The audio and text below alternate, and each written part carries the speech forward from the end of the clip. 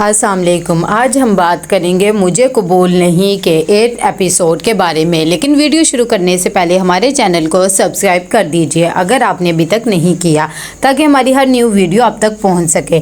यहाँ पर नुदरत बहुत ज़्यादा परेशान होती है और वो मायरा के पास आती है। तभी वो उससे कुछ सवाल जवाब करती है, जिसे सुनकर मायरा भी बहुत ज़्यादा शॉक्ड में हो जाती है। उसकी माँ कहती है, मुझे पता है तुमने आदिल को नहीं बुलाया था, लेकिन वो सलमान से एक बेहतर लड़का है और जो भी उसे देखेगा वो यही कहेगा। लेकिन तुम जानती हो तुम्हारा निकाह हो चुका है, तुम किसी और से अब मंसूब हो, ऐसी गलती दोबारा कभी भी ना करना।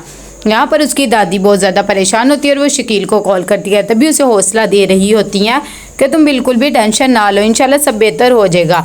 यहाँ पर शकील साहब भी यही कहते हैं कि हाँ जी, आपने पैसे देने से तो इनकार कर दिया, बस अब दुआएं ही दे रही हैं। तब वो कहती है कि नहीं, तुम ऐसा ना करो, हम कुछ ना कुछ तो करेंगे ही।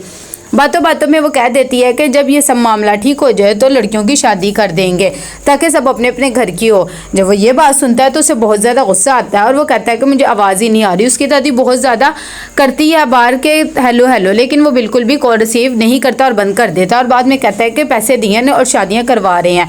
यहाँ पर उसे बहुत ज़्यादा गुस्सा आता है और वो सलमान के पास जाता है और उसे उठाता है। तभी उसे कहता है कि तुमने तो कहा था 1-2 दिन तक वो लोग खुद घुटनों के बल आएंगे और मायरा भी मान जाएगी, लेकिन ऐसा तो कुछ नहीं हुआ। तभी सलमान अपने बाप को समझा ही रहा होता है कि इतनी देर में उसकी माँ आ जाती है और उसे कहती है कि टाइम से उठ जाओ और मैंने नाश्ता लगा दिया और कर लो। तब वो जब जाने लगती है तो शकील उसे बुलाता है और कहता है कि तुम अपनी माँ के घर गई और कुछ भी नहीं किया, मायरा ने ज़रा सा तुम्हें मना किया और तुम आ गई। जिस पर उसकी माँ कहती, मैं तो पहले ही कह रही थी कि ना भेजें, लेकिन आपने भी भेजना ही था, इससे भी कुछ करना चाहिए, सारा दिन घर पड़ा रहता है। इसीलिए तो मायरा भी इससे बातें सुनाती है। उसका बाप कहता है कि तुम उसकी छोड़ो और अपनी करो। यहाँ पर जब वो चली जाती है तब वो सलमान से कहते हैं कि मुझे फंसवा ना देना। तब वो कहता है आप रिलैक्स रहें और देख लेना, हमारे ही हक में फ़ैसला होगा। यहाँ पर अरसलान बहुत ज़्यादा परेशान होता है। तभी वो मिशाल को कॉल करता है और उसे बताता है कि वो गाड़ी को सेल करने जा रहा है, उससे कुछ पैसे मिलेंगे और वो उसी से ही गुजारा कर लेगा। तब मिशेल कहती है कि आपको तो गाड़ी के अलावा रहने की आदत भी नहीं है, लेकिन खैर कोई बात नहीं, इंशाल्लाह सब बेहतर हो जाएगा। वो उसे दिलासा देती है और जाके खाने के टेबल पे बैठ जाती है। तभी वो अपने घर वालों को भी बताती है कि अरसलान गाड़ी बेच रहे हैं और उनसे पैसा लेकर ही वो सबके उतारेंगे। जिस पर उसकी दादी भी शौक में आ जाती है, लेकिन वो कहती है कि चलो कोई बात नहीं, अल्लाह फिर देंगे। तब वो बातें ही कर रही थी कि इतनी देर में उसकी कॉल आ जाती है। यहाँ पर अरसलान जाता है और उसे गाड़ी वाले को गाड़ी दे देता है और पैसे भी ले लेता है ऑनलाइन। तभी वो गाड़ी वाला कहता है कि मैं तुम्हें बैठ के चाय वगैरह पे लाता, लेकिन आज नहीं, क्योंकि आज मैं अपनी फैमिली को कहीं बाहर घुमाने लेके जाऊँगा, तो माजरत है। यहाँ पर खाना खा रहे होते हैं कि इतनी देर में मिशेल उठ के जाती है। तभी उसकी दादी मायरा को कहती है कि देख लो वो अपने शोहर का कैसे साथ देती है, तुम्हें भी ऐसे ही देना चाहिए। मिशेल बात कर ही रही होती है उससे आपस में। तभी वो कह रहा था कि मुझे बहुत ज़्यादा दुख हो रहा है कि इन सब चीज़ों की वजह से हमारी शादी डिले हो गई है। तब वो कहती है कि कोई बात नहीं, आप टेंशन ना लें, कि इतनी देर में कुछ लोग आते हैं और अरसलान से मोबाइल और पर्स वगैरह छीनने लग जाते हैं। जब वो नहीं देता तो वो उसे गोली भी मार देते हैं और ये सब प्लान किया हुआ होता है सलमान का। जब मिशेल ये गोली की आवाज़ सुनती है तो वापस से बाहर हो जाती है, उसे बहुत ज़्यादा शौक लगता है और दुख भी होता है।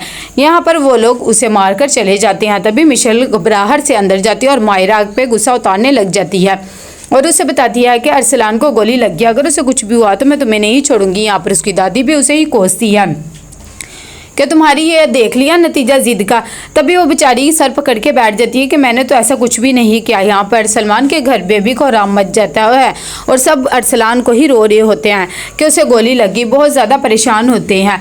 जब उसकी दादी उसे कॉल करती है तो वो कॉल भी नहीं पहले रिसीव करते, लेकिन बाद में रिसीव करनी पड़ जाती है क्योंकि मिशेल बहुत ज़्यादा परेशान होती है। तभी शकील उसकी कॉल रिसीव करता है और कहता है कि आपने जो करना था कर लिया, हमारे बेटे को तो चोट लग गई ना, आप लोग तो यही चाहते थे, पैसे वगैरह दिए नहीं, अब हमें फ़ोन पे फ़ोन कर रहे हैं और दिलासे देने, इसका भी कोई फ़ायदा नहीं।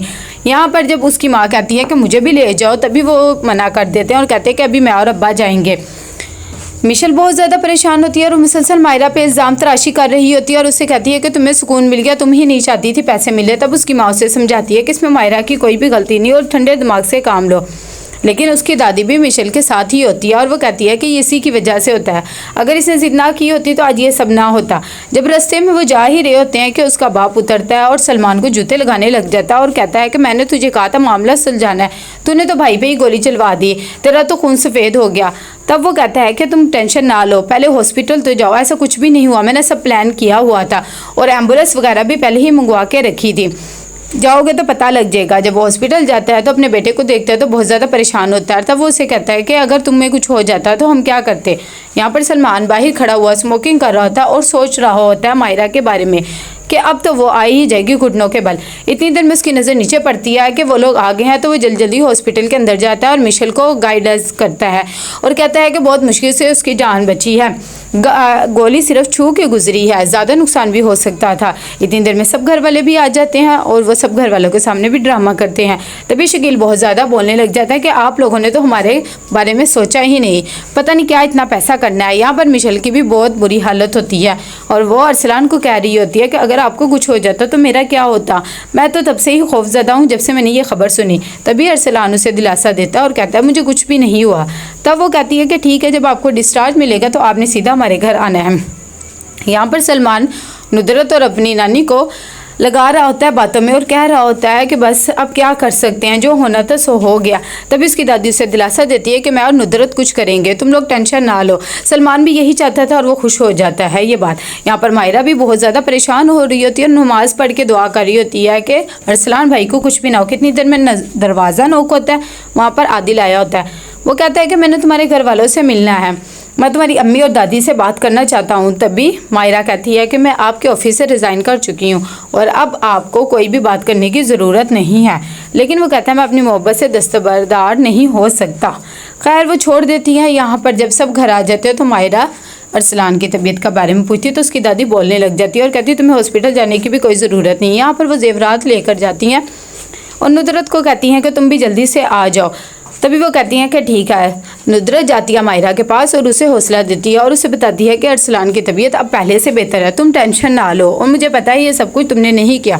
तभी मायरा कहती है खामखा आप जेबर भी दे रहे हो और मैं बुरी भी बन गई। अगले दिन सलमान उनके पास आता है और उसे कहता है कि देख लो तुम यही चाहती थी ना, तुम्हें तो लगता था हम सब झूठ बोल रहे हैं। तभी वो अपनी बात पे शर्मिंदा हो जाती है और वो कहती है मुझे नहीं पता था कि मामला इतना ख़राब है। तब सलमान उसे कहता है कि आज के बाद ऐसा कुछ भी ना करना, मैं तो तुम्हारी जिद की वजह से चुप हो गया था।